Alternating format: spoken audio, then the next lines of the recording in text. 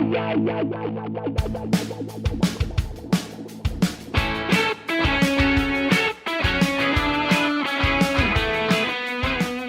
eu sou a Jess e você tá ouvindo mais um JujubaCast. E hoje aqui comigo novamente, Brian Rizzo. E aí, tudo Brian, bem? Tudo bem? De volta, sempre naquela tentativa de ganhar algum jogo, né? Não sei qual é o jogo do dia, mas estou aqui já preparado para ele. Pra perder, ok. E a gente também tá aqui com a Laís Fernandes. Oi, gente, voltei. Agora é pra ficar. Ou não? Vamos ver. Lá, as pessoas adoraram você no programa. E aí todo mundo ficou falando assim, não, ela tem que voltar mais e tal. Ela é perfeita pro JujubaCast. Aí eu falei, ok. Todo mundo pediu. Verdade. Comentar aqui que eu tava presente na gravação, né, presencial do JujubaCast que a Laís participou. E foi, assim, valeu muito a pena ficar lá vendo. E eu depois não assisti editado, mas tenho certeza que foi uma experiência incrível também, porque ao vivo foi demais. Foi legal. E a gente vai fazer mais em breve. A gente vai ter mais episódios gravados na mesa ali, como os fãs do YouTube gostam. Esse episódio é sobre história de médico, que é sempre uma alegria. Todo mundo gosta muito de história de médico, porque elas não são nem um pouco aflitivas. Mas eu queria aproveitar esse momento para pedir histórias para os próximos episódios, e a gente vai ter uns episódios muito bons. Primeiro, a gente precisa de histórias de dates ruins. Manda sua história para histórias@jujubacast.com. Agora, a gente vai ter um programa muito, muito, muito especial. Vai ser muito legal. Vai ser tipo um The Bachelor, só que o nosso Bachelor é o Caio Corraine. Então, a gente quer e-mails que sejam declarações de amor pro Caio. Porque assim, a gente sempre fala, né, que o Caio é o nosso editor gato. E ele tá ainda mais gato agora, né? Porque ele começou a malhar e tal, ele tá... Agora é o editor gato maromba. Ele tá um monstrão, e cabeludo e tal, ele tá sedutor.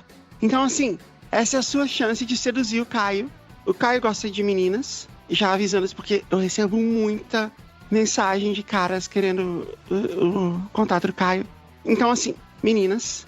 Ou caras, tenta sorte aí, né? Mandem. Às vezes a pessoa é muito boa na bajulação e aí conquista o coração do Caio. Só não vai tentar enganar. Mandem e-mail seduzindo o Caio, tentando seduzir o Caio. A gente vai ler a sua história, o Caio vai estar junto. A gente vai fazer em vídeo. E aí, quem sabe, assim, tipo, a melhor história vai ter a chance de um date com o Caio. É tipo uma promoção da rádio, assim, você ganha um prêmio que é sair pra jantar com o Caio. E eu acho que, inclusive, esse jantar devia ser gravado, né? Pra transmitir depois os melhores momentos do jantar. Seria legal, né? Assim, tipo o Silvio Santos, né? Que tinha um date, assim, com a locução do Lombardi. Né? É verdade. Grande época. Pra você mandar o seu e-mail seduzindo o Caio, é o mesmo e-mail, histórias@jujubacast.com. Mas, no ano passado, a gente lançou um livro, Os 500 Maiores Álbuns Brasileiros de Todos os Tempos. Eu tenho ele aqui com a edição especial para apoiadores. A gente fez pro crowdfunding, a gente bateu o recorde da categoria música no Brasil. A gente lançou, já entregou o livro para todos os apoiadores. E agora a gente está colocando o livro à venda exclusivamente no site da Jambô, a editora Jambô, que editou o livro. E o link tá aqui na descrição do episódio. Ou vai lá no site discotecabasica.com, que lá também tem. Eu tô falando isso por quê? Porque eu não tenho link agora enquanto a gente tá gravando. Mas vai nas nossas mídias sociais, ou vai na descrição do episódio, que lá tem o link. Ou vai no site da Jambô e procura Discoteca Básica, que você vai achar também. E último recadinho, tem a estreia do canal da Mari Soter, Mari na Plateia, na Twitch. A gente andou fazendo uns testes, surpresa. Legal. Veio um pessoal assistir. E no dia 25 de abril, às 8 horas, horário do Brasil, a gente vai ter a estreia do canal dela, twitch.tv/Mari na Plateia. E vai ser uma entrevista dela comigo, ela me entrevistando. E a gente vai falar tudo sobre tudo que aconteceu depois do episódio especial LGBTQIAP+, no ano passado. Todas as dúvidas que todo mundo sempre quis perguntar pra mim, inclusive as que eu costumo não responder, eu vou responder lá pra Mari. Vai lá, já se inscreve no canal, twitch.tv/Mari na Plateia, e vai lá assistir, que a gente vai fazer isso ao vivo, vai ser muito legal. Laís, Brian, vocês têm boas histórias de médico? Eu fui uma criança que fiz muitas visitas ao médico quando eu nasci, né? Então, assim, não são grandes histórias, porque eu tava lá em versão muito mirim, mas até os 5 ou 6 anos eu fiz muitas coisas. Eu tirei amígdalas, eu tirei adenoides. Você tinha um cartão fidelidade do médico, então? Assim. Eu vivia no médico quando era criança. Eu tive problema de ouvido também, nossa, muita coisa. Depois de um tempo deu uma aliviada. E hoje em dia eu vou regularmente, assim, 2 vezes por ano pra ver se tá tudo bem. É um ambiente aflitivo sempre, e eu lembro de ouvir um episódio do podcast onde vocês leram histórias de médico, e eu não lembro se eu terminei esse episódio. Porque assim como o episódio de Pets, eu sofri bastante. Teve uma vez, quando eu era criança, vocês já assistiram a série da Mulher Maravilha? Dos anos 80, assim? Que era live action? Acho que não. Existia uma série da Mulher Maravilha, bem antigona, assim. Ela tava lá, paisana, né? Tipo, disfarçada. Eu não sei o nome dela. Mas ela é tipo Clark Kent, assim. Ela tem uma vida civil. E pra ela se transformar em Mulher Maravilha, ela ficava, tipo, girando. Ela começava a girar numa velocidade absurda. E aí, tipo, ela parava e pá, ela tava Mulher Maravilha, usando aquele top, assim, sem alça. E aquele shortinho. E aí, eu tava brincando de Mulher Maravilha. E eu tava rodopiando no meu quarto. Sozinha. E aí eu caí, né? Eu fiquei tonta, caí e bati a cabeça no rodapé. Nossa. E foi uma loucura, assim, na casa, porque minhas irmãs estavam lá. Eu devia ter uns 6 anos, então minhas irmãs deviam ter, tipo, 12. Elas eram as adultas responsáveis. Aí foi uma loucura, assim, delas chamarem minha mãe e tal. Eu sei que no fim eu fui pro hospital. Eu lembro disso, assim, eu tenho a lembrança até hoje. Eu tava chorando, tava doendo, né? Sangrando, assim, abri um pedaço. Eu tenho uma cicatriz até hoje na testa. Aí eu tava lá com dor e tal. E aí eu tava deitada numa maca, né? Aí chegou um dos médicos, enfermeiro, sei lá, e falou assim: você tá com frio? Aí eu falei: tô, porque o hospital é sempre frio, né? Aí ele falou: você quer se cobrir com lençol? Aí ele tava com o lençol na mão, assim. Eu lembro que o lençol era listrado, branco e amarelo. Aí ele me pegou o lençol e ele me enrolou no lençol como se eu fosse uma panqueca, assim. Eu fiquei assim, tipo... Ele me prendeu no lençol. E aí eu fiquei lá imóvel, eu falei: não sei o que. E aí veio alguém com uma injeção e pá, injeção na minha testa. Aí veio alguém com uma agulha e linha e pá, começa a costurar a minha testa. E eu tô lá, que eu tinha uma tortura, né? Eu lembro disso tudo, assim. Eu lembro, tipo, de ver, assim, eles na minha frente. Eu tava, assim, tipo, traumatizada, né? Tipo, eles me descobriram e eu tava lá: não, vamos embora daqui e tal. Assim, tava querendo correr. Um dos médicos chegou assim pra mim. Era um médico e ele falou assim: você quer ganhar um pirulito? Eu falei: quero. Eu falei: vem aqui, senta aqui no colo do tio aqui. Aí eu fui, né? Sentei no colo. Aí ele pegou e me virou assim e pá, meteu uma injeção na minha bunda. Nossa, mata-leão. Tipo, não, eu fui muito enganada. Eu não ganhei o pirulito. Caraca, não isso ganhei aí tá nem processo, isso. eu acho. Não, eu fiquei mega traumatizada com isso. Agora, o pior é que quando o Eric era pequenininho, ele tinha uns 6, 7 anos, ele caiu e machucou o queixo, assim. E aí a gente foi levar ele no hospital, e todo o mesmo drama. E chegando lá, o mesmo procedimento, igualzinho. Vem o cara com lençol, enrola ele no lençol, mesma coisa. Aí eu falei: não, ninguém vai enganar ele. Aí eu falei assim: eles vão costurar sua testa, vai doer muito. Você precisa aguentar. Aí, tá bom. E ele aguentou numa boa, sabe? Tipo... que legal. É a expectativa, né? Se a pessoa já tá preparada, ela lida melhor com isso.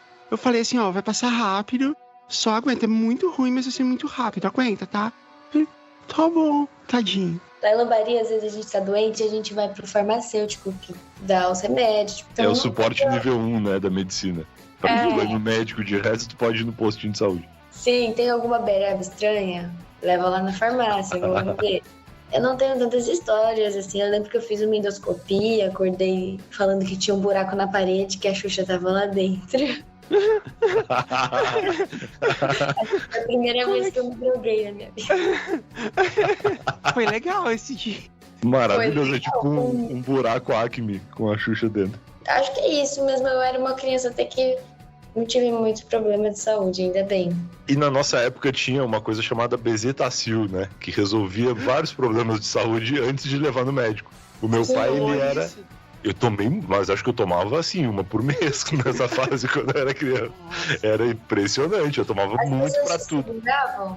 Tinha gente segurando? Porque pra eu tomar Bezetacil tinha que ter umas... Eu lembro que sim. Eu lembro, não lembro assim de segurar pra eu não fugir, mas eu lembro de ser um momento muito doloroso, tanto antes quanto durante, né? Porque a Bezetacil, ela queimava a bunda da criança, né? É tipo espetar um garfo quente na sua bunda. E eu lembro das enfermeiras segurando a minha perna, assim, segurando a minha coxa pra eu não movimentar na hora do troço. Porque senão é pior. Porque senão é pior, exatamente. E eu tomava muitas mesmo, porque como eu mencionei brevemente antes, eu tive que tirar as amígdalas, né, depois. Antes disso, eu era uma criança que tinha muita dor de garganta. E a Bezetacil era indicada pra qualquer coisa, principalmente problemas na garganta. E aí eu tomava direto, assim, tomava várias. Eu lembro, eu tenho vários flashbacks, assim, de Bezetacils em postinhos diferentes, em momentos diferentes. Eu não lembro da dor da Bezetacil, eu lembro do desespero. É uma queimação, de ter assim. as pessoas me segurando. Eu lembro dessa cena, mas eu não lembro da dor. Eu lembro que eu tomava até em casa. O meu pai aplicava Bezetacil. Eu acho que é uma coisa que não é muito apropriada, né? E inclusive meu pai aplicava nele mesmo. Quando tinha qualquer coisa, nossa. ele se auto-aplicava Bezetacil. E eu lembro dele se auto-aplicar no braço, que eu acho que é menos indicado ainda. Porque eu via, né? Eu não ia ficar vendo meu pai com a injeção na bunda, eu acho. Mas no braço eu lembro de ver, tipo, no meio da sala, assim. Que coisa impressionante. Não, muito louco. Não, meu pai era policial, ele não tinha nada a ver com a área da saúde. Ele só, acho que ele pensava assim, eu já vi a enfermeira aplicar tantas vezes que eu vou fazer igual. Eu não sei como que ele comprava, né? Será que era liberado ou será que era meio clandestino? Ele passava na farmácia e pegava, assim, sei lá. Dos anos 90, né? Onde a gente... Era tudo liberado. Criança não usava cinto de segurança, né? O que é aplicar uma injeção em casa? Não usava mesmo, assim, nem tinha o cinto no banco de trás, assim. Laís, você nasceu em Lambari? Eu nasci em São Paulo, mas fui pra Lambari criança. Ah, então você passou a infância em Lambari. Passei. Ali no Circuito das Águas, perto de São Lourenço, Pouso Alto, Itamonte, Caxambu, perto de Três Corações também. Três Corações é a terra do café ou não? É a terra do Pelé. Do Pelé? Eu também acho que o café Três Corações é de Três Corações. E o café Pelé é da onde, então? Esse a gente não sabe. Grande questão. Inclusive, Lambari é a cidade onde o catupiry foi inventado. É mesmo? Olha só. Pelo menos tá dizendo aqui na Wikipedia. Ela não explora muito essa fanfic, não sei se é fanfic. Podia ter toda uma turnê sobre catupiry, né? A festa do catupiry, né? Ia ser uma festa incrível. Que não pode durar muito, senão as pessoas vão ter problemas de saúde, mas é uma festa. Laís, você como chefe, o que você acha de catupiry? Eu adoro catupiry, acho gosta? bom. Depende de onde você vai colocar, né? Mas eu gosto muito de catupiry, sou super fã. Você gosta de borda de catupiry na pizza? Sabe que não? Eu prefiro pizza sem a borda de catupiry, mas eu gosto de catupiry pra rechear alguma coisa, tipo coxinha, fica gostoso. Ou pra fazer um molhinho, dá pra fazer um catupiry também artesanal, assim, do zero. Acho que eu gosto, não sou contra, não. É até legal vocês estarem aqui, porque vocês são as pessoas ideais pra eu falar pra vocês o meu novo vício no TikTok e no Instagram Reels. Eu chamo de Cozinha Roots. Tem todo um cluster de creators no TikTok e no Instagram que eles fazem receitas, mas são umas receitas muito... É uma coisa muito bruta, assim, uma coisa muito, sabe? Tem uma crueza, assim, do... Eu vou falar a receita, assim, por exemplo, tem uma coisa que eu acho maravilhosa, assim, que eles pegam uma coisa que já tá pronta e eles usam aquela coisa pra fazer outra coisa que, no fim, você só tá mudando o formato da coisa. Então, assim, por exemplo, tinha um bolo feito com bolacha. E é maravilhoso, assim, porque ela pega um saco de bolacha panko, daquela de rosquinha, aí ela joga leite dentro do saco e sacode o leite, e aí ela pega, e eu não sei porque ela faz isso, porque depois ela joga tudo no liquidificador. Então ela só podia ter feito no liquidificador. Só pela diversão. Deve ter um lance que é um ritual, sabe? É o que eu tô falando. Aí ela põe, sei lá, ela põe ovo, muito leite condensado, porque na Cozinha Roots tudo tem muito leite condensado. E creme de leite, e muito queijo, catupiry, essas coisas. E aí, nesse caso era doce, né? Então era muito leite condensado. Aí ela põe isso, mistura, não sei o que, e faz um bolo. E assim, tipo, o bolo vai ter gosto do quê? De rosquinha? Maravilhoso. O leite condensado, ele é o queijo da culinária doce, né? Porque se tu tá fazendo salgado e tá ruim, tu bota muito queijo que não vai ficar ruim mais. Teve um que era salgado, que era assim, eu vou ensinar a fazer um delicioso salgadinho de frango. Aí ela faz uma massa com ovo, farinha, não sei se tem leite, sempre tem mais umas coisas assim, nunca é muito simples. Estica toda a massa assim, bem fininha, e corta a massa em um monte de quadradinho. Aí ela põe pra fritar no óleo. Só que assim, era um salgadinho de frango, né? Aí você tá pensando assim, cadê o frango? Ela põe pra fritar no óleo e ele infla, assim, ele vira tipo um torcida. E eu falei assim, poxa, mas tipo, né? Será que ela vai pôr o frango depois e misturar isso no frango? Aí vem um negócio assim, tipo, escorrendo o óleo, assim. Aí é só você pegar um tempero de miojo e jogar em cima. O que pode dar errado? Você me mandou, eu não sei se eu te respondi aquele vídeo do queijo. Eu respondi só na minha cabeça, mas a Jazz esses dias me enviou um vídeo de da multiplicação do queijo. Nossa, esse é o melhor. Eu vi isso também e eu não entendi nada. Eu mandei pra várias pessoas pra tentar entender. Imagina, você tem uma família, você pensa que o cara vai fazer uma receita de queijo com queijo, ele faz um queijo de queijo. Mas a ideia é você multiplicar. Então eu pensei, uma família grande, você compra 200 gramas de mussarela ali, e aí você faz muito mais, entendeu? Com queijo de corte. Eu achei muito legal. Genial! Genial! Ele pega maisena, leite, ele faz tipo um mingau. Cozinha roots sempre tem muita margarina. Aí ele mistura tudo até virar um mingauzão. Aí ele põe o queijo, mistura de novo, fica parecendo um purê de queijo. E aí ele põe no congelador. Aí ele tira e ele corta. E tá igualzinho o queijo. É igual a cor, a textura. Tem uns furinhos, assim, é igualzinho o queijo. Parece. Com certeza é um queijo um pouco mais fraco, menos sabor queijo, né? Mas deve ser maravilhoso igual. Eu vi uma esses dias que era uma receita de massa artesanal. E aí o primeiro take do vídeo era pegando espaguete de mercado e batendo no liquidificador. E aí ele fazia uma massa de macarrão. Ou seja, ele podia transformar na massa que ele quisesse, porque era uma massa depois, mas ela originou-se de uma massa que já estava pronta. Então eu acho isso muito bom, que é destruir para construir. O que eu acho lindo é o desprezo das pessoas pela forma, assim, pelo que vem pra ela, sabe? Foda-se o macarrão, eu vou destruir, vou fazer a minha própria parada, entendeu? Tem várias receitas de bolo que a primeira coisa que a pessoa faz é enfiar a mão no bolo e começar a destruir o bolo. Sim. Tem uma que é assim, a gente vai ensinar uma receita muito gostosa de bolo. Primeira coisa que faz, você pega um bolo, aí tem um bolo prontinho, bonito, brilhando, sabe? Aquele que fica meio gordinho em cima, assim. Uhum. Tá lindo o bolo de chocolate. Aí ela pega e, tipo, enfia um unha no bolo e começa, tipo, destruir o bolo. Eu acho que é um tema pra terapia isso. Ela faz um creme com creme de leite condensado, claro, Toddy ou Nescau, sei lá o que você tiver aí na frente. Mistura tudo, né? Fica parecendo um pudim, assim. Aí ela faz uma camada de pudim, uma camada de bolo destruído e outra camada de pudim, e ela entope de granulado por cima. Que granulado, se você pensar bem, é só margarina. Então a margarina tá presente. E aí ela falou, tá aqui, o bolo é muito gostoso. E assim, deve ser mesmo. São coisas que são comíveis. Eu aprendi a fazer uma massa esses dias de torta que é só farinha e margarina. E a proporção não tem proporção, forme uma massa de margarina e farinha até você conseguir fazer uma bola. E essa é a massa da torta. É gostoso, só que aí se você for ver tipo, valor nutricional e o trabalho que dá pra você fazer uma massa clássica, tipo sablé, né, que é quase a mesma coisa, só precisa colocar você não vai usar a margarina, provavelmente, né? Vocês querem entrar no meu ciclo de memes da Cozinha Roots? Eu posso mandar pra vocês. Eu quero. Tu me manda alguns, e aí eu meio que aprendi a adestrar os algoritmos, assim. Eu sei mais ou menos o tempo que eu tenho que ficar vendo determinado vídeo, e aí depois ele começa a me recomendar as coisas parecidas com ele, assim. Não, eu também, eu segui todo mundo justamente pra isso, pro algoritmo me mandar mais. Sim, é bom. O algoritmo é muito especial. Tem muita coisa que só mostrava o cu. Cu. Macaco. Aí macaco e cu. Aí eu começava a mandar pras pessoas. Aí agora todo mundo que vê macaco e cu me manda de volta. E aí eu fiquei pensando, eu não quero ser lembrada pela do macaco do cu e do cu do macaco. Muitas vezes. Que específico, né? Eu já reparei uma coisa, que eu acho que é meio que o algoritmo do TikTok, pra me punir dos períodos que eu passo sem abrir muito o TikTok, toda vez que eu fico algum tempo sem usar e eu entro, tem coisa de espremer espinha. É gente espremendo aquelas espinhas gigantes que eu odeio isso muito. Então, assim, o algoritmo, ele não só entende o que eu quero pra me mostrar, como ele entende o que eu odeio pra me punir quando eu fico muito tempo sem entrar. E aí agora eu entro por medo de outro dia abrir e ter espinha sendo espremido. Vamos pro jogo? Vamos. A pedido dos fãs, está de volta o jogo e está de volta a nossa vinheta da análise musical por Caio Corraine.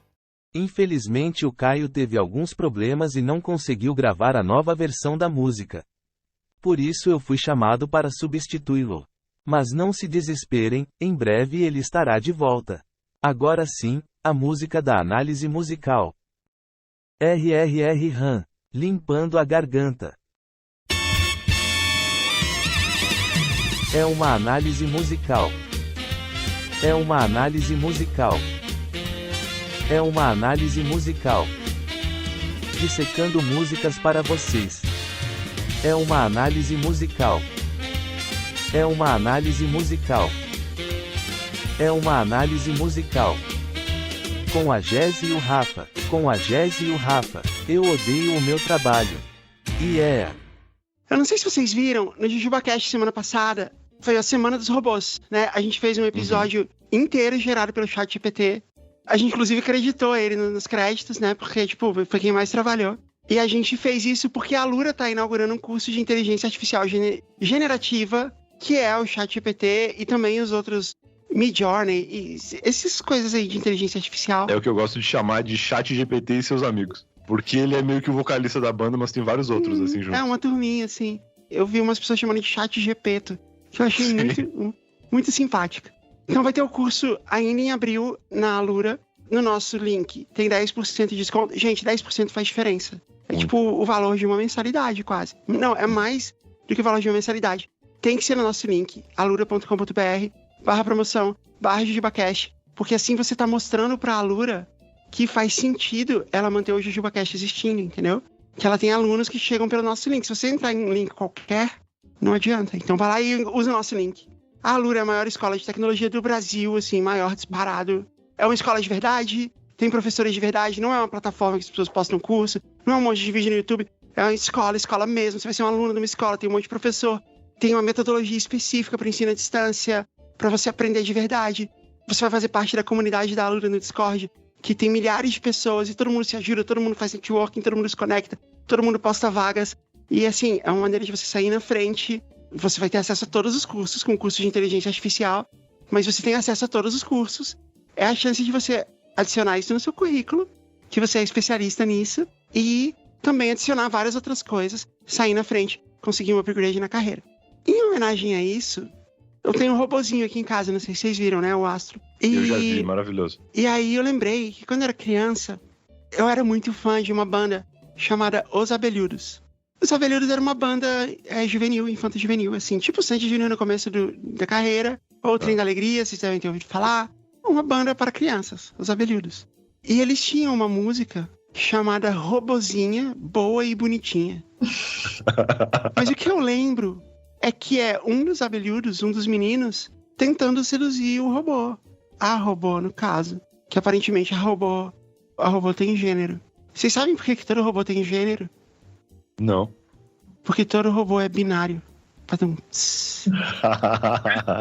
Não tem robô não binário. Não, tô brincando. Então, aparentemente eles criaram uma robô que é fêmea. Um dos abelhudos, porque são 2 abelhudos e uma abelhuda. Eu lembro o nome deles. A abelhuda se chama Renata. O abelhudo menorzinho chama Diego, ou Diogo, talvez. E o outro abelhudo grandão chama Rodrigo. Pra você ver como eu era fã.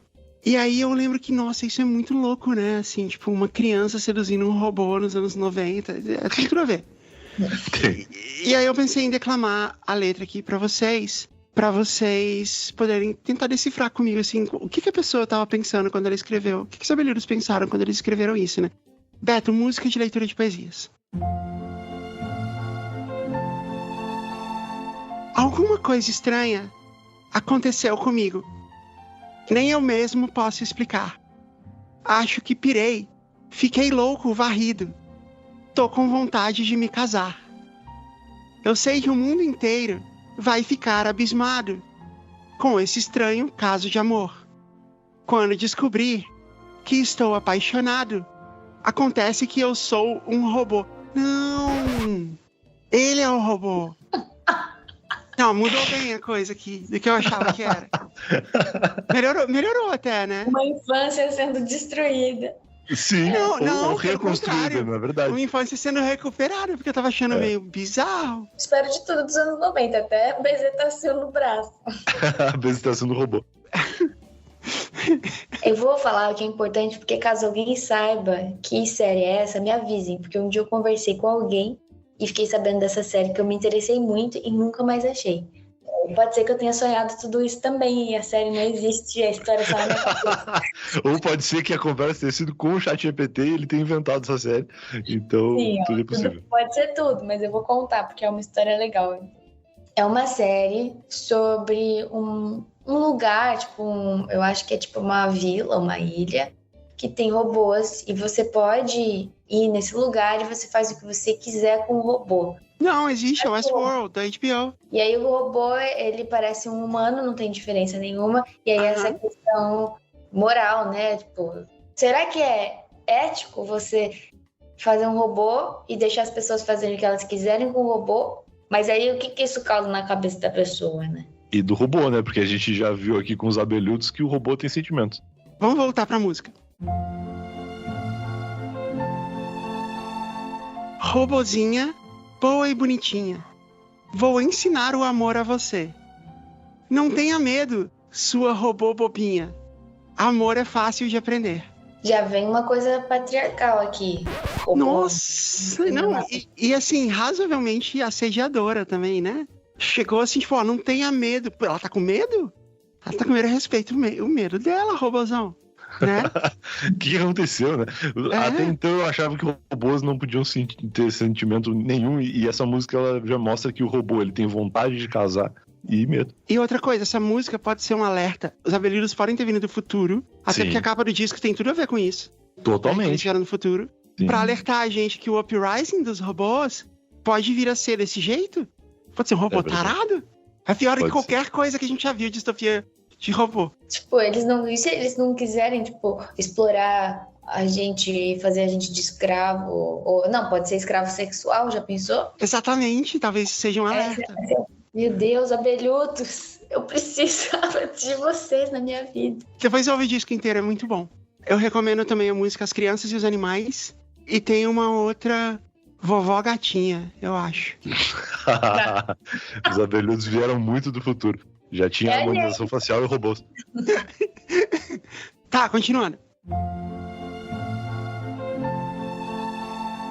Quando eu te vejo, fico esquisito.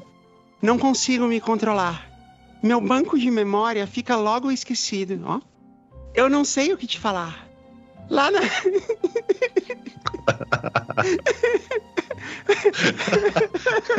É forte essa parte, é forte. Lá na Robolândia, eu fui examinado. Defeito em mim ninguém encontrou. Nenhum dos meus sensores estava variado. O que eu tenho mesmo é amor. O amor, ele é um estado de demência, né?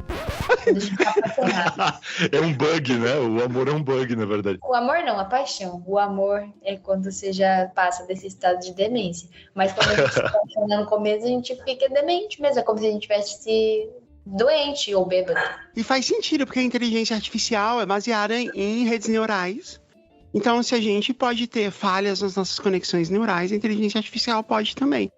O que a Laís está ensinando pra gente é que faz total sentido a ideia de que robôs podem se apaixonar.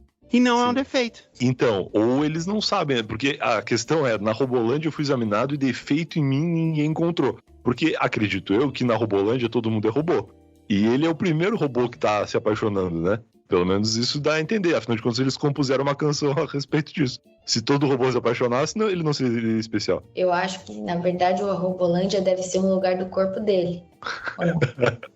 Tipo um exame de toque. É como se fosse assim, na minha cabeça eu fui examinado, né? Fui examinado no meu joelho. No coração. Ele falou, eu fui examinado na Robolândia, é uma parte do corpo dele, faz sentido. Então aqui a gente tá falando de inteligências artificiais que já têm corpos. Porque até então a gente podia estar lidando com uma inteligência artificial como é o próprio ChatGPT, que ela é abstrata. Não, que a gente saiba, né? Vai saber se ele não tá atrás de um computador. Aqui em casa a gente tem um robô que é um aspirador e um robô que passa pano.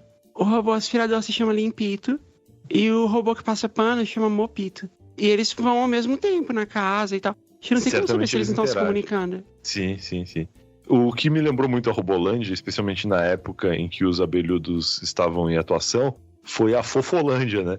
Que é um outro planeta em algum lugar onde todo mundo era um fofão. Sei lá, eu fiquei imaginando agora na possibilidade de os robôs, na verdade, serem tipo fofões, assim. Ou a Robolândia ser outro planeta, não é nem... Nem um lugar específico, né? Um planeta habitado somente por porque teoricamente, a partir do momento que as inteligências artificiais forem capazes de construir corpos para elas mesmas, elas podem habitar qualquer planeta. Claro, e certamente elas foram treinadas jogando The Sims e SimCity que ensinam a construir uma civilização. Deixa eu continuar que só falta um verso. E é o verso mais assustador. Vem cá, robozinha. Vem cá. Ah, Não tô louco, não. É amor mesmo. Dá um beijinho. Dá um beijinho. Você me deixa louco. É isso. É isso, é uma música onde o robô descobriu o amor, teve dúvidas durante o processo, foi fazer um check-up na Robolândia e no final descobriu que era amor mesmo.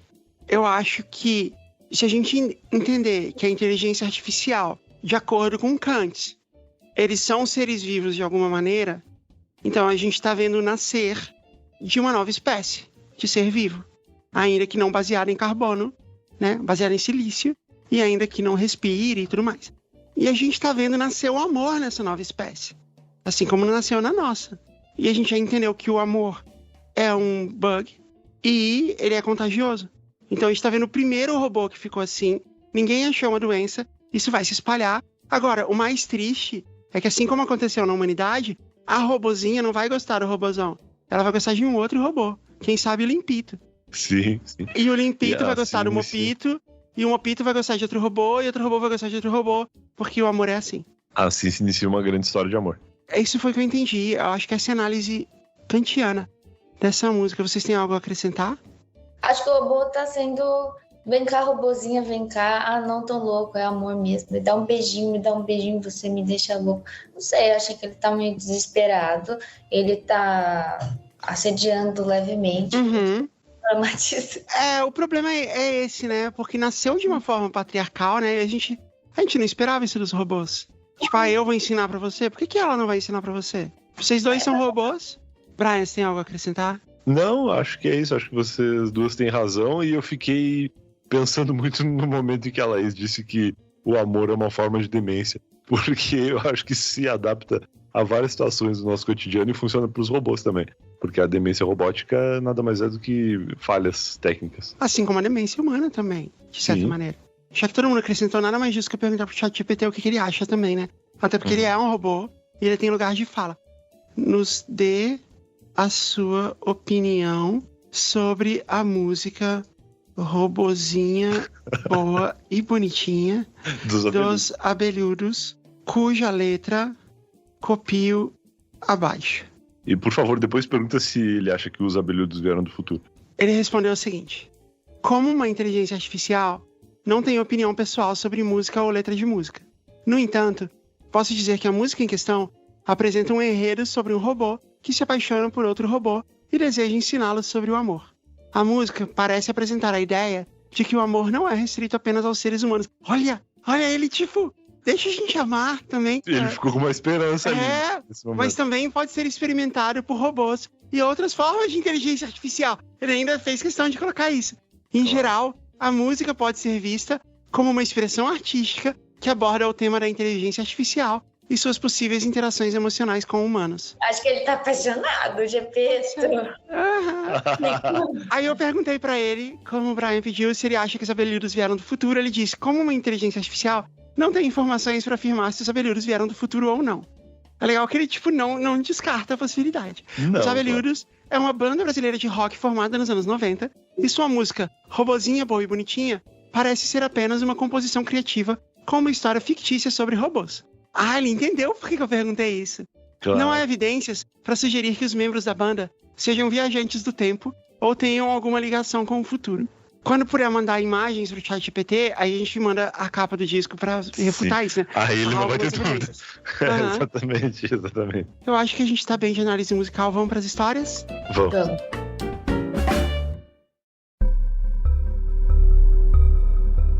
Saindo de robôs, indo pra médicos, histórias de médicos.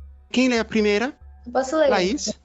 Olá, Jess, Rafa, Caio e aquele ou aquela digno de ser convidado para um dos melhores podcasts do multiverso na atualidade. Me chamo Eric Andrei. Podem manter meu nome, mas podem mudar os outros de acordo com o que julgarem interessante. Ouvi o JujubaCast pela primeira vez devido a uma sugestão do senhor Spotify. Sendo o Nerdcast um velho conhecido meu, logo conheci a Jess e desde então tenho ouvido desde a primeira temporada todos os dias no trajeto casa-trabalho e às vezes durante o expediente também. Ai, que fofo! Só me considerei digno de escrever uma história para vossas senhorias, meu Deus, Após ouvir pelo menos 5 temporadas inteiras, tendo finalmente chegado lá, segue um dos meus causos. Essa história se passa no ano de 2018, em meados de julho.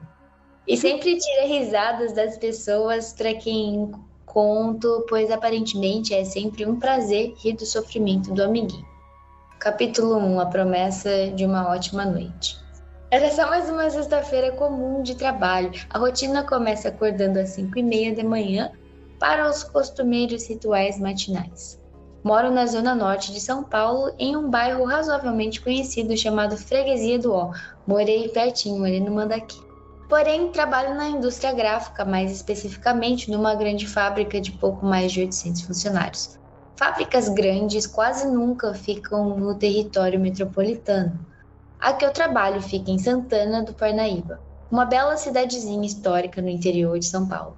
As viagens de ida e volta são em suma cansativas, mas vocês têm papel fundamental neles.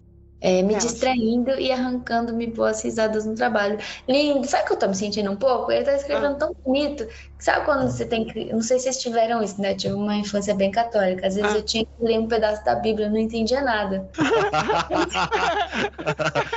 Eu frequentava muito a igreja quando era criança e eu lembro do trauma de ler coisa na missa. Eu começava a ler uma parte do folheto, uma parte do evangelho, enfim, e no meio do texto eu me desconectava completamente da realidade, eu não sabia mais o que eu estava falando, e eu só ia lendo palavra por palavra e torcendo para que acabasse logo, porque eu estava morrendo de vergonha de estar na frente de vários idosos e algumas crianças me olhando. E umas palavras rebuscadas, né? Já na empresa, o trabalho corria de vento em popa quando recebi uma mensagem num grupo com alguns amigos, chamando-me para ir assistir o Homem-Formiga e a Vespa, que havia estreado no cinema no dia anterior. Logo confirmei, pois estava doido para assistir, eu sendo um grande fanboy de tudo que a Marvel lança. Mensagens aqui, mensagens ali, ingressos comprados e pronto. Estava montando o rolê daquela noite da sexta. A sessão começaria às 8h30 no Shopping Cidade São Paulo, localizado no centro da querida Avenida Paulista, palco de tantas outras histórias que ainda pretendo contar aqui, agora que sou digna. Durante o horário do almoço, onde estava repetindo o feijão que estava muito bom naquele dia, isso vai ser importante mais pra frente. E a história de diarreia. Pode ser. Estava eu fazendo os cálculos para que horas deveria sair do trabalho para chegar na Paulista, a tempo de jantar com meus amigos antes do filme, quando então senta-se ao meu lado, no refeitório, Gabi. A Gabi, será que a Gabi é um robô? Gabi, uma bela mulher de ruivos cabelos e corpo inacreditável. Não, agora é sério. Quando você troca a ordem do adjetivo, é porque você é o bichão mesmo. Eu fiquei levemente incomodado de ele ter escrito corpo inacreditável e não inacreditável corpo. Vou mudar. Vou tirar aqui uma licença poética. Gabi, uma bela mulher de ruivos cabelos e inacreditável corpo. Trabalhava no departamento comercial da empresa e era relativamente nova no quadro de funcionários. Eu, trabalhando no departamento de novos projetos, acabava trocando muitas figurinhas com o comercial e, devido a essa convivência, acabamos nos tornando amigos. Gabi era uma mulher mais velha que eu, na época com seus 34 ou 35 anos, enquanto eu tinha apenas meus jovens 26 aninhos. Conversávamos sobre coisas diversas e sem muito pudor, pois compartilhávamos a filosofia do mente aberta para todas as possibilidades. Gabi disse-me que naquela sexta-feira ela aceitaria um convite que eu havia feito repetidas vezes nas semanas anteriores para uma balada que eu era frequentadora assídua chamada The Clock Rock Bar.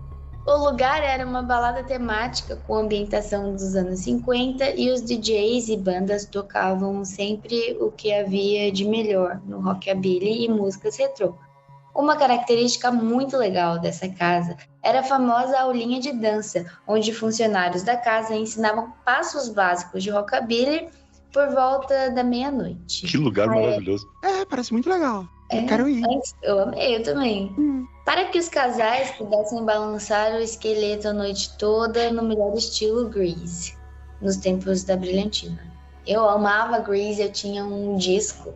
Eu gostava de dançar as minhas próprias coreografias, nunca soube dançar, mas na minha fantasia eu ia aprender a dançar umas músicas do Grease para formar um grupo de garotas na escola e eu ia ser a popular e a principal. Eu ia ensinar elas a dançar as músicas do Grease porque a gente ia ser líder de torcida. Isso nunca aconteceu. Que plano legal! Eu queria muito ser sua amiga na escola. Mas, na verdade, eu era só muito esquisita e não tinha amigos. Mas Você só ficava dançando na escola, entendi. Na sala de casa. Na minha casa, escondida. Mas olha, eu amava esse disco quando eu era criança também. Eu também tinha. E eu adorava, sabia todas as músicas. Eu sei também. Quer dizer, eu canto elas. Agora, qual língua, né? Quando era criança. Eu queria comentar que eu achei surpreendente uma pessoa que tinha 26 anos em 2018 usar o termo balançar o esqueleto a noite toda, como ele falou ali. Como frequentador da casa, eu havia tomado muitas aulas e já era um bom dançarino. Eu havia tomado muitas aulas. Gabi finalmente aceitara meu convite e disse que estava ansiosa para aprender a dançar à la Olivia Newton-John. Imediatamente fiquei animada e combinei com ela os horários. Combinamos de nos encontrar na porta da balada às 11h30. Seria perfeito, pois daria tempo de sair da sessão de cinema, que acabaria por volta das 11 horas. E da Paulista até a casa localizada no bairro de Perdizes, não daria 15 minutos de carro. Perfeito, certo? Que ótima noite me aguardava naquela sexta-feira. Seria uma pena se o quina de mesa, o facada maldada, o 10 minutos no calor de 45 graus, uma agulha de vinil, tivesse outros planos pra mim naquela noite. Gente! É uma tradição do JujubaCast, a gente fazer batalha de nomes do capeta. Eu amei. Capítulo 2. Depois do Homem-Formiga. No princípio, tudo havia saído conforme planejado. Saí do trabalho às 5, às 17 horas, chegando na Avenida Paulista por volta das 18h30. Dei uma volta pelo shopping, gastei um tempo na livraria, até que meus amigos chegaram e fomos comer burritos. Também é importante. Falei que era caganeira. Tá chegando. Muitas risadas e altas especulações para o filme e para o universo cinematográfico Marvel até ali. Hora da sessão, tudo certo. E como bom e correto garoto que sou, peguei o celular para desligá-lo. Antes, porém, chequei as mensagens e lá estavam algumas mensagens da Gabi. Nas mensagens ela dizia que estava ansiosa e iria a caráter para a balada. Fiquei ainda mais ansioso para ver como seria a produção dela. Vamos ver se esse lugar existe ainda, porque eu quero ir. Eu acho que fechou. Não. Pós-pandemia. Pandemia, Mas eu gostei da boa vontade do Google que me sugeriu um lugar chamado Le Rock Bar, que é uma hamburgueria. Mas era um lugar bonito, viu? Eu tô olhando as fotos aqui. Impressionante. Incrível. Parece muito um cenário de Pulp Fiction. Eu amo. Olha aí, pessoal do The Clock Rock Bar. Se vocês estiverem ouvindo, vamos reabrir. A gente divulga aqui, vai todo mundo, a gente faz uma festa lá. Maravilhoso. Eu vou ensinar todas as coreografias que eu criei de Grease. É mesmo, você finalmente vai poder ensinar alguém, eu quero aprender. Ficava na Turia Sul 806. Olha, tá pertinho. Não é? Maravilhoso. E tem chão quadriculado em preto e branco. Você pode dançar assim, né? Fazendo... Então tá, vamos continuar. Vai lá, aqui. continua. 2 horas e poucos minutos depois, saí do cinema dando risada e feliz com meus amigos. Logo me despedi, dizendo que tinha que correr para outro compromisso e tomei apressado o caminho para o estacionamento. Na escada rolante, religuei o celular e lá estava uma mensagem da Gabi com uma foto do look que ela usaria. Ela estava com calça de cintura alta, camisa social de mangas curtinhas, com os primeiros botões soltos, revelando um belo, eu disse, um belo decote. Cabelo preso em rabo de cavalo com um lenço de bolinhas. Uma perfeita pin-up dos anos 60. Admito que ao ver a foto, uma série de pensamentos impuros passaram pela minha cabeça e foi exatamente o que escrevi na mensagem de resposta ao que ela respondeu com um emoji de sorrisinho. Yes. Agora eu tô começando a torcer pra não ser de caganeira essa história, porque tá se também. construindo uma bela noite de amor. É. Eu tô torcendo que vai ser, tipo, a história do hospital vai ser o parto do filho deles. Esse é um programa de médicos, né? Então. A ansiedade aumentava ainda mais, corri pelo estacionamento do shopping, já completamente deserto, e entrei no meu carro. Pus a chave na ignição e então o feijão no pote de sorvete, o controle sem pilha, finalmente executou seu plano. Meu peito explodiu de dor. Meu Deus! Nossa! Antes de ir pro capítulo 3, eu gostaria de dizer que o fato de ele usar o nome do capítulo que começa com feijão confundiu a minha cabeça, porque no começo ele falou que o feijão era importante Que ele pra comeu história. e ele comeu o feijão duas vezes, do almoço. repetiu. Isso, Sim. depois ele comeu burrito, que também tem feijão, então eu fiquei confuso. Mas dor no peito é pior que caganeira, dependendo. Pode ser muito pior. Só o capítulo 3 virá. Vocês estão preparados pro capítulo 3? Eu tô ansiosa. Tô começando a ficar com dor no peito também, não sei se é normal. Capítulo 3. Acho que vou morrer, e aí da corrida ao hospital. Sentado no banco do carro, o lado esquerdo do meu peito, pouco abaixo da linha do mamilo, começou a doer terrivelmente. Pode ser gases. Primeiro uma pontada fina e aguda de dor, como se uma agulha de tricô estivesse forçando seu caminho pela minha carne. E, na sequência, uma dor contínua na mesma região e se expandindo meio que de forma circular. Não sei o que dizer ao certo, o que pensei na hora, simplesmente congelei onde estava tentando entender o que estava acontecendo. O simples fato de tentar respirar mais fundo já aumentava a dor. O suor frio começou a escorrer pela minha testa. Com muito custo, encostei no banco, mas qualquer movimento fazia com que a dor desse um pico. Nesse momento, meu cérebro começou a sair do modo congelado e então comecei a tomar alguma consciência e fazer cálculos. Sendo de projetos, eu fazia cálculos para tudo. Dor aguda no peito, mais incapacidade de se mexer, dividido por histórico de cardíacos na família, X é igual a um infarto. A conclusão mais clara, eu estava infartando, o estacionamento estava deserto, nenhum segurança estava ao menos perto dali. Na minha cabeça, eu já via tudo. Me achariam já morto sozinho no carro, horas depois, quando algum funcionário do shopping visse um carro solitário no estacionamento às tantas da manhã. A polícia iria vir fazer a perícia e depois meus pais seriam chamados para me reconhecer. Minha cachorra ficaria sem seu dono, meus pais arrasados, e o pior de tudo, eu não dançaria com a Gabi naquela noite nem nada mais. A dor continuava aguda e sem trégua, e eu pensava em algum jeito de aliviá-la. No desespero, meu celular caiu e foi parar embaixo do banco. Jesus, que desespero. De fato, quando o martelado no dedo resolve agir, ele não brinca em serviço. Lembrei-me então da antiga sabedoria dos mestres mexicanos Roberto Gomes Bolaños, Dom Ramón Valdés, Maria Antonieta e de las Nieves e Rubén Aguirre, do Chaves.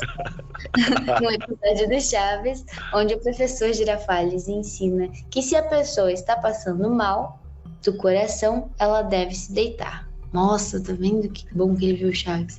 Para dar menos trabalho pro governo. É isso que ele fala? Não sei, mas me parece muito.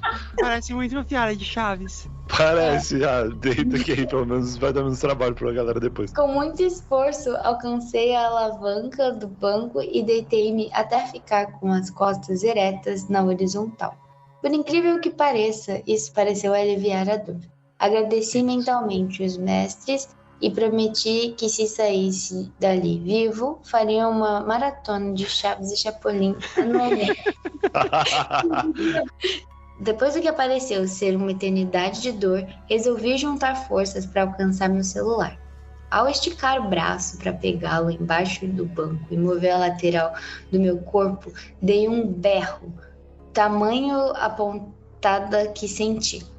Mas o esforço foi recompensado e consegui alcançar o aparelho. Pensei em ligar para os meus pais ou para a minha irmã, mas depois pensei que isso só os preocuparia à toa e eles teriam problemas para entrar no shopping tarde da noite me achar. Então pensei, eu estava vivo ainda. Talvez eu consiga ir por conta própria até um hospital mais próximo. Muito mais péssima ideia. Liga pra alguém, liga pro SAMU. Consegui digitar hospital no Google Maps e, para minha surpresa e pro desgosto do café gelado na garrafa térmica, havia um hospital do meu convênio a aproximadamente 10 minutos dali. Pensei comigo, 10 minutos talvez eu aguente. Nesse momento, meus caros, quero que se lembrem, caso conheçam, do esforço de ceia para levantar diante de Saga na batalha final do santuário, ou de Lion ao erguer a espada justiceira na última batalha contra Mun-Ra, ou mesmo de Jean Valjean ao erguer o mastro na prisão em Os Miseráveis. Esse foi o nível de esforço para erguer o banco, girar a chave na ignição, engatar a primeira marcha e sair dali dirigindo, mesmo com meu coração se retorcendo de dor e agonia. De alguma forma eu pude administrar a dor e dirigir até o dito hospital, respirando de forma lenta e pesada, suando terrivelmente e tentando manter o controle, torcendo para que, tal qual Bill, meu coração não explodisse dentro do peito após 5 passos. Olha, uma pausa antes do capítulo 4. Eu preciso alertar as pessoas para elas não fazerem isso. Não foi heróico. Ele podia não só ter se matado num acidente, como matado outras pessoas. Se ele tivesse um desmaio ou uma dor aguda no meio do caminho. Nunca façam isso. Chama o SAMU. Capítulo 4. O diagnóstico. Chegando no hospital, fiz um esforço homérico para estacionar e um esforço titânico para sair do carro com aquela dor. De alguma forma, eu estava meio que acostumando com a situação. Falta pouco agora, pensei comigo. A essa altura, meu celular vibrava e vibrava, e tinha certeza de que Gabi estava me mandando mensagem para saber onde eu estava e por que eu atrasava. Naquele momento, eu só pensava em tentar salvar minha vida para poder dançar um outro dia. Gente, no próximo episódio vai ser a Gabi mandando mensagem do pior date que ela teve. É verdade. Ela mesmo podia mandar, Gabi, se estiver ouvindo, histórias@jujubacast.com. Entrei no hospital que estava quase deserto, não fosse por uma solitária funcionária atrás do balcão da recepção. Cheguei nela com toda a calma do mundo para explicar detalhadamente a minha situação. No entanto, tudo que saiu foi algo: moça, dor no peito, infarto, me ajuda. Eu já fiz isso uma vez no hospital também. Eu cheguei no hospital, aí tinha um balcãozinho assim, na recepção.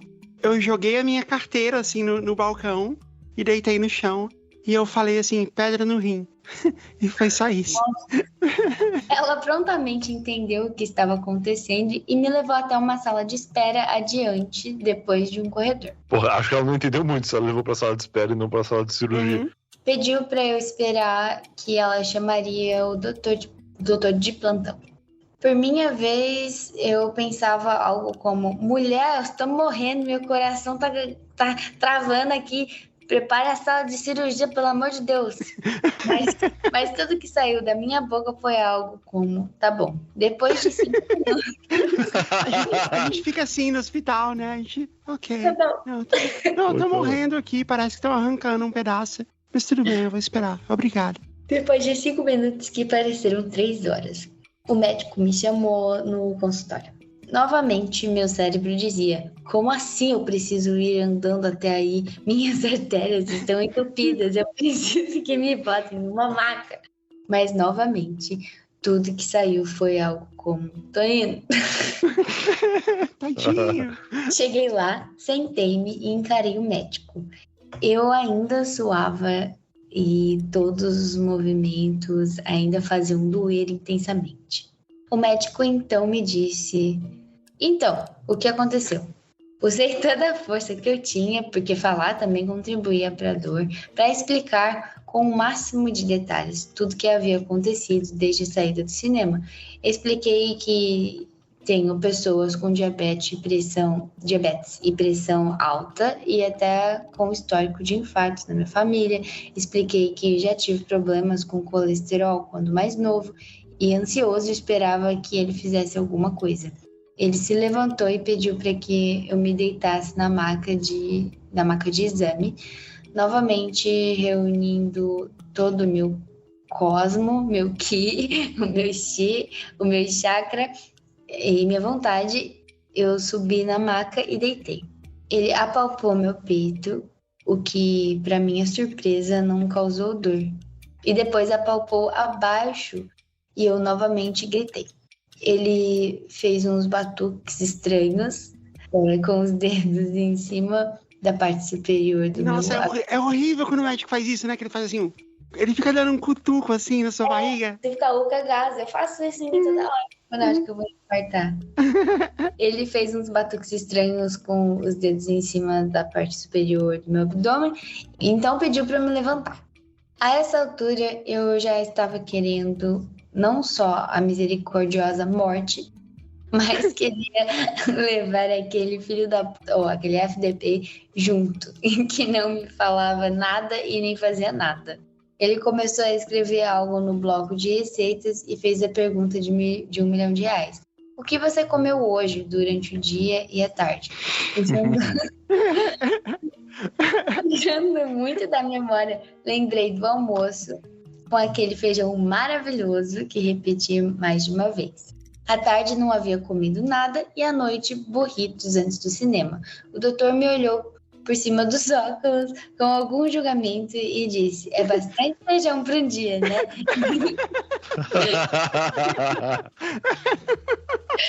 Imediatamente e para onde ele estava indo com aquela conversa. A ficha havia caído assim como uma bigorna cai na cabeça de um Looney Tunes, perseguindo um pássaro veloz ou um canarinho amarelo.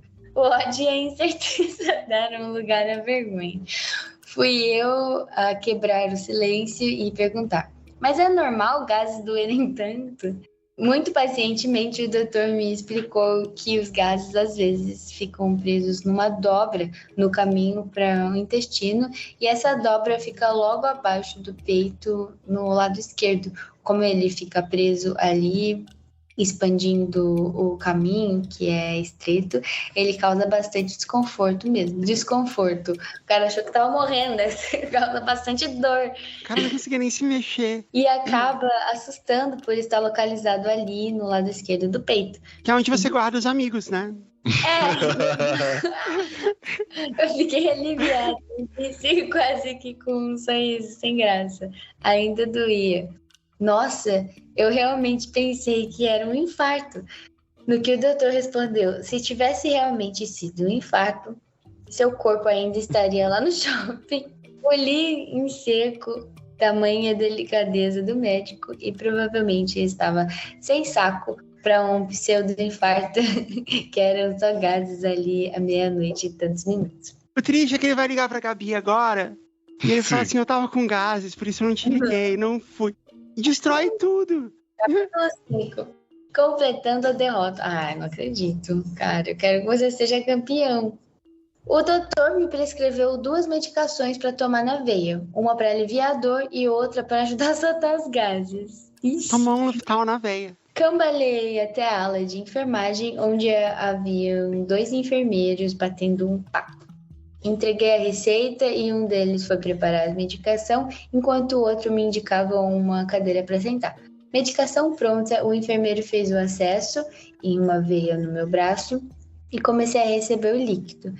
Em cerca de 2 minutos, senti o universo girando ao meu redor e comecei a ficar com um sono terrível, como se depois de tudo isso meu corpo simplesmente desistisse e começasse a entrar em um modo de hibernação. E isso a Gabi tá lá esperando, toda gata vestida de Sandy no final do filme. Exato. Provavelmente aí ele já tinha perdido até a aula de dança. Ai, coitado, gente. E eu acho que só vai piorar, porque ele vai soltar gases ainda. A história pode terminar da maneira como a gente achou que ela seria. Minha cabeça cambaleava e então o enfermeiro me perguntou com alguma dúvida em sua voz: Você tá acompanhado? Respondi que não com a cabeça. Você tá dirigindo? Respondi que sim com a cabeça. Ele disse, ok, acho interessante você ligar para alguém vir te buscar. Acenei que sim. Depois de cerca de 30 minutos recebendo a medicação, eu estava tonta e com muito sono, mas estava quase sem dor. Consegui pegar o celular e liguei para minha irmã, expliquei que estava no hospital, porque passei mal e estava medicado, sem condição de dirigir, e pedi para ela vir me buscar. Ela concordou, pediu o endereço e disse que viria em 35 minutos, segundo previsão do Waze. Voltei para a deserta recepção e lá ficaria esperando. Minha cabeça tombava de um lado para o outro, até que a simpática moça da recepção disse que eu poderia deitar nos bancos se quisesse. Olhei grato para ela e deitei no espaço de 3 bancos. Antes de adormecer, peguei o celular para ver as mensagens e lá estavam várias mensagens de áudio da Gabi. Nossa, tadinha da Gabi. Devia estar pistola já. A última mensagem continha um vídeo de ela dançando na já citada aulinha de passos básicos com um amigo meu, também frequentador da casa. Que não tinha comido feijão. Né? Derramei uma lágrima que até hoje não sei explicar se era de sono ou de tristeza e adormeci. Acordei com uma visão semelhante à dos filmes do Tarantino, com 2 pessoas me observando de cima. Eram meu pai e minha irmã. Me levaram para o carro da minha irmã quando meu pai levou meu carro. A noite acabara, a promessa de uma madrugada dançando e, com sorte, algo mais legal depois foi substituída por um infarto que, na verdade, era um gás. Que a situação para meu pai e minha irmã e senti um esforço real da mesma em não dar risada de primeira. Pelo menos ela se esforçou.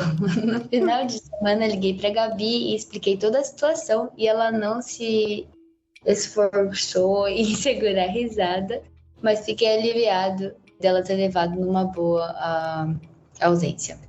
Que bom! Nossa, eu ia ficar muito brava. Ainda jantaríamos e sairíamos muitas vezes juntos, o que gerou várias histórias interessantes, algumas sendo NSFW. O que é isso? Not safe for work. É quando é escrito pra você não abrir o negócio se você estiver no trabalho, entendeu? Vou contá-las aqui um dia, caso seja do agrado de vossas senhorias. Conta menorzinho, amigo.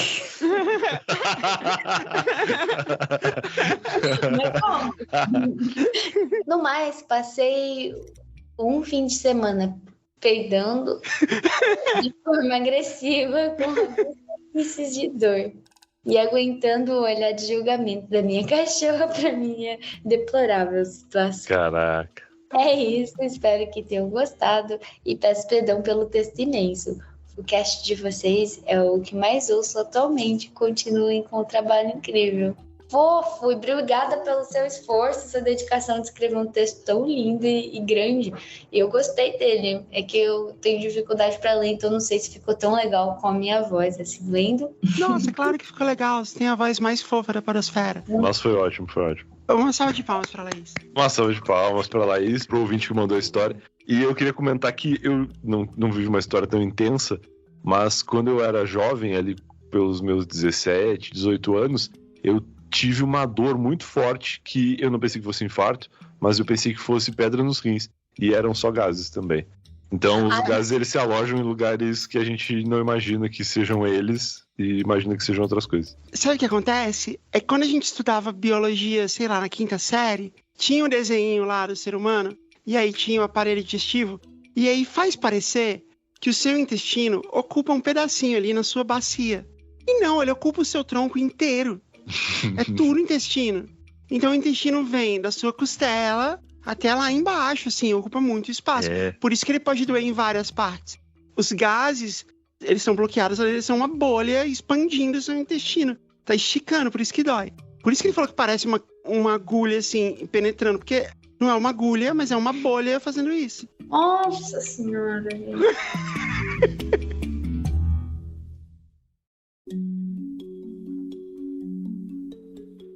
Deixa eu ler a última, então? Vai lá, Brian.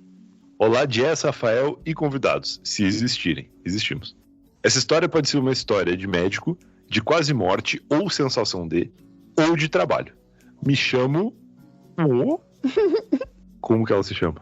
Ela se chama Macarrão Renata.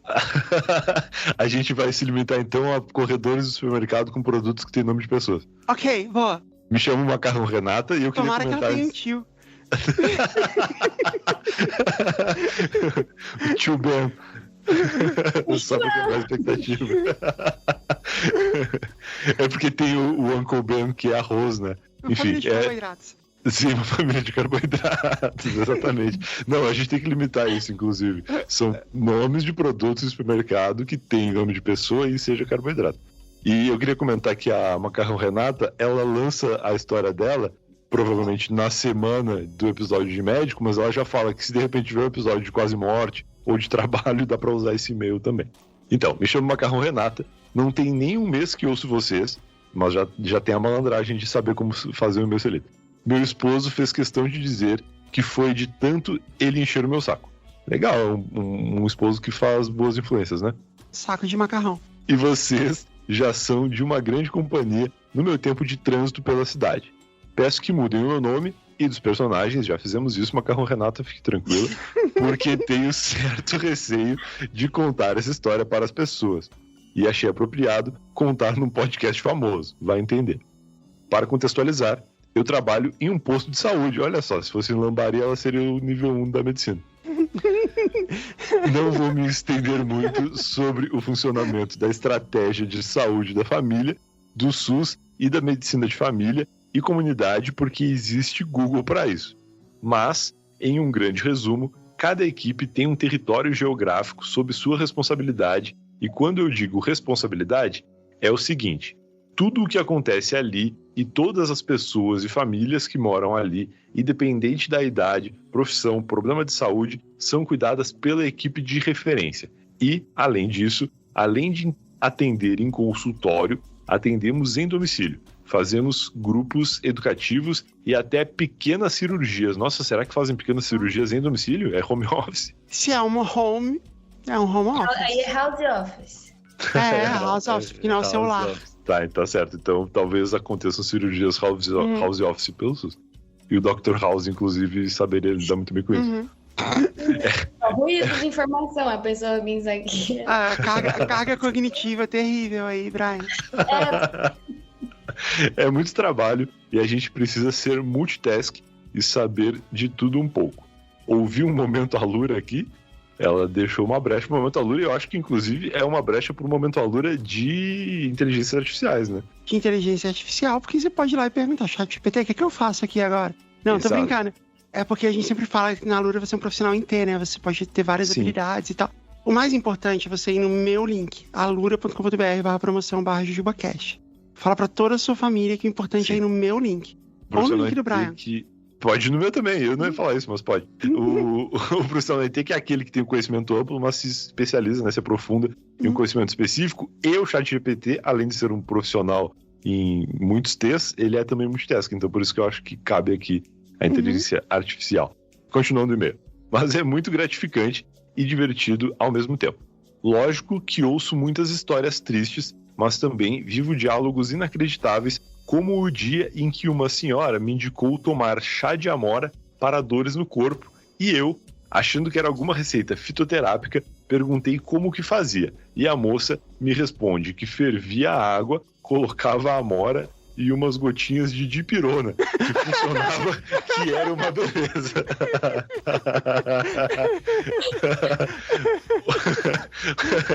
Ou quando o moço eu não consigo não pensar que isso é um drink de dipirona, né?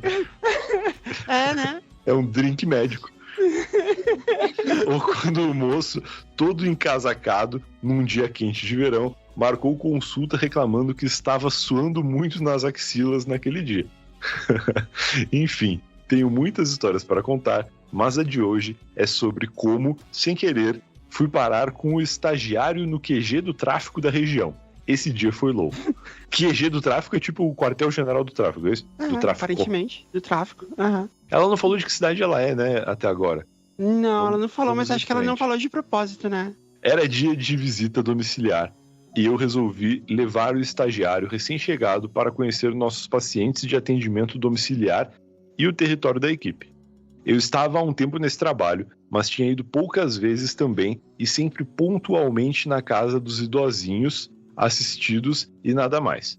De fato, eu sabia que trabalhava num lugar dominado pelo tráfico de drogas e que de vez em quando tinham confrontos armados com outras facções e com a polícia, caramba, mas nunca tinha tido que lidar com nada disso nessas minhas andanças.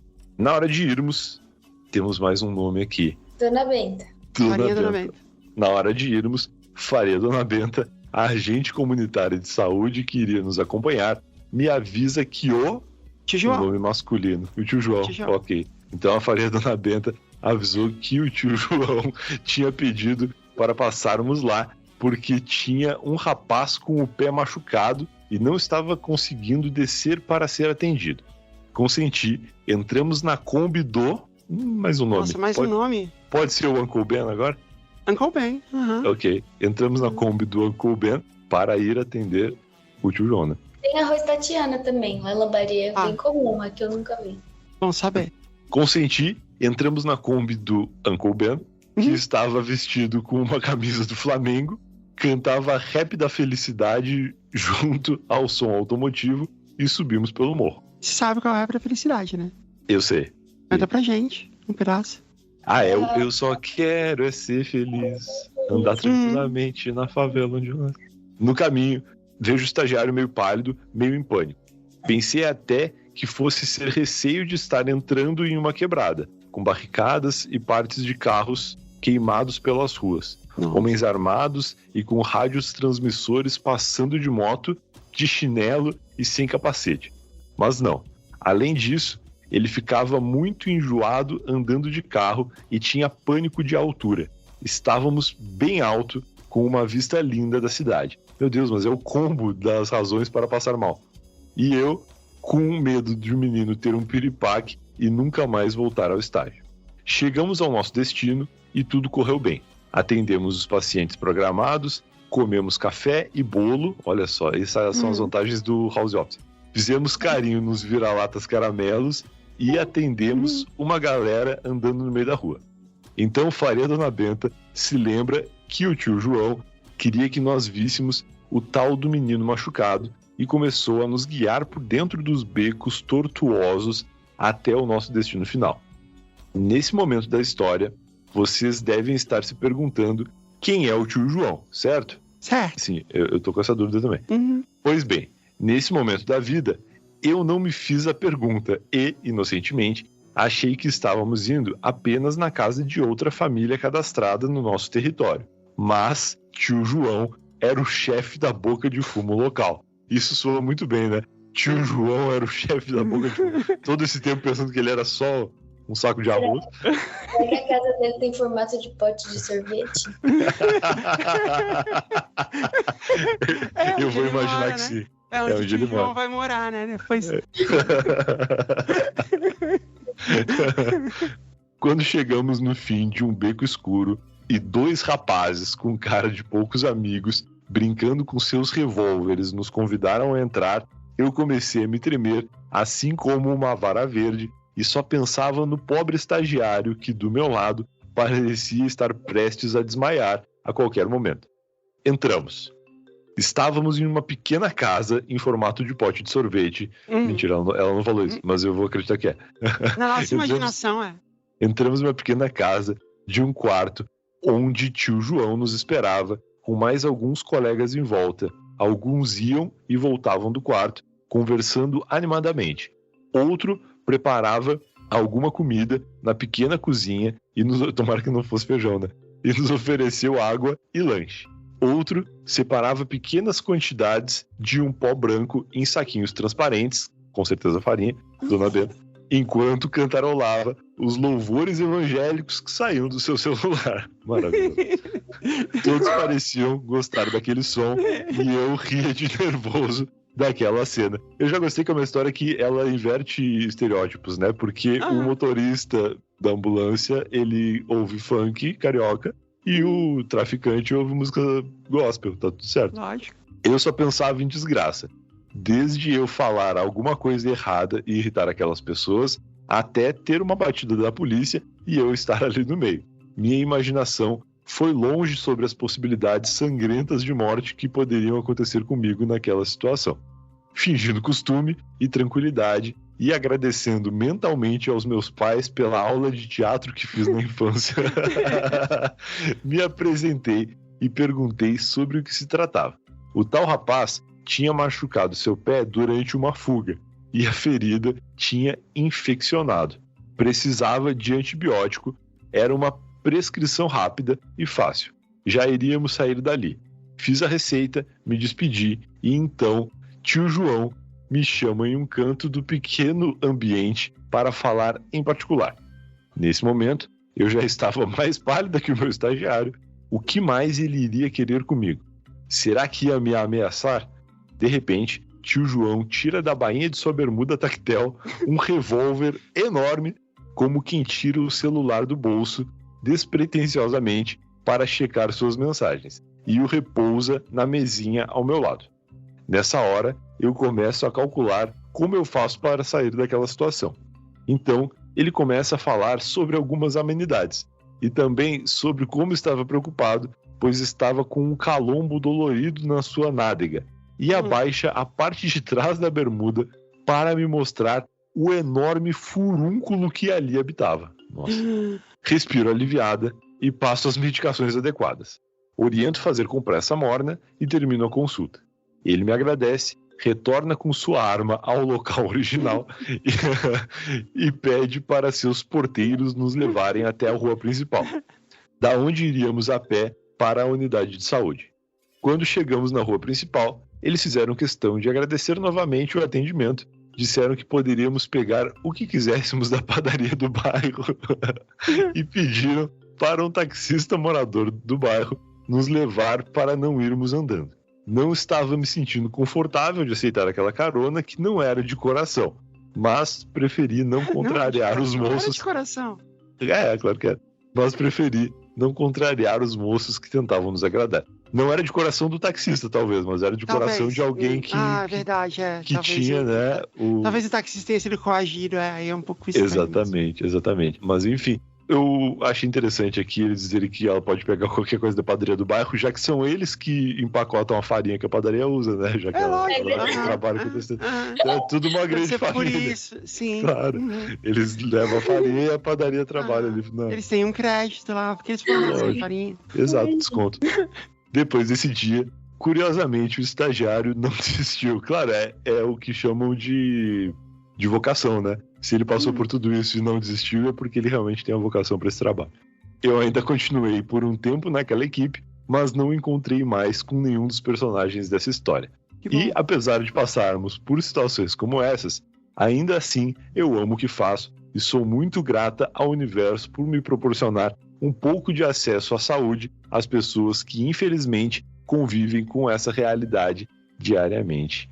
Olha só, é uma bela história de inversões de expectativas e um final feliz. Onde todo mundo foi curado, o furúnculo eu espero que tenha sarado também, né? Depois da recomendação dela. Talvez o furúnculo estivesse piorando por ele guardar a arma na bainha da bermuda de tactel, né? Possivelmente, porque eu acredito que a arma não... É que ela não poderia dar essa indicação, né? Mas talvez fazer a higienização da arma antes de colocar no local. Tipo, ó... Passa um álcool gel. Você usa a arma pra cutucar alguma coisa e depois põe no furúnculo, porque isso pode ser ruim. Talvez fosse algo que ela pudesse falar. Mas assim, ela fez o trabalho dela e fez com grandiosidade. Parabéns.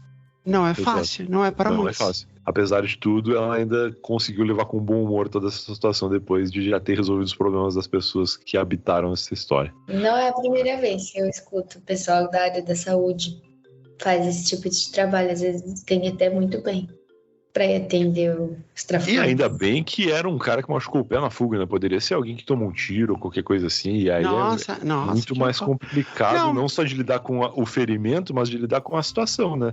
De que a pessoa provavelmente não vai querer que tu conte o que aconteceu.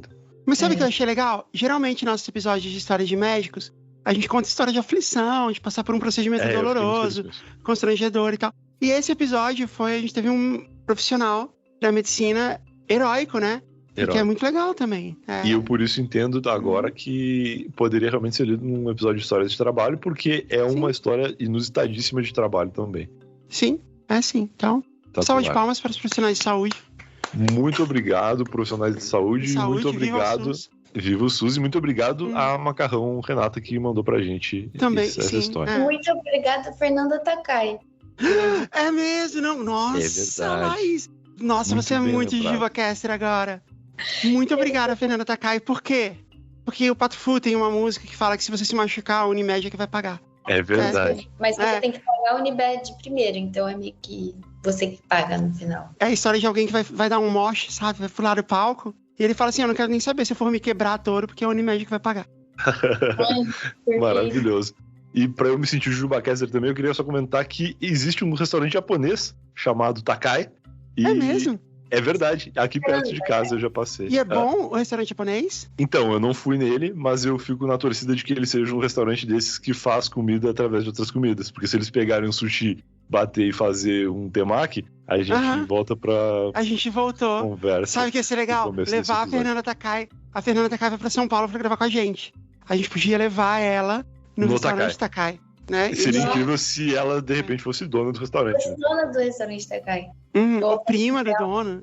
Igual o Brian, que é primo da Helena Risso. Eu quero acreditar muito nisso. E eu quero espalhar essa notícia até ela achar que é verdade. Tenho certeza que se pegar... Não, porque ela é gaúcha também, né? Ela é de Porto Alegre, né? Ela tem aquele sotaque. Quando eu estiver aí, mês que vem, vamos jantar lá. Vamos no Takai. Não, e na Helena Risso também. Aí a gente apresenta você pra sua prima. Pronto, perfeito. Tá bom, gente, muito obrigada por vocês terem participado de novo. Foi muito legal. Laís, você é uma Jujubacaster agora, mesmo que você não queira. Eu quero. Tá bom. Então tá, Brian, obrigado por você vir. Brian, você não perdeu nenhum jogo hoje. Não perdi nenhum jogo hoje, mas eu só não perco jogos quando são jogos que não tem vencedores. Quando não tem jogos. Até a semana que vem, pessoal. Tchau.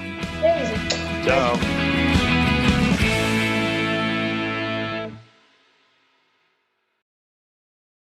Parasol.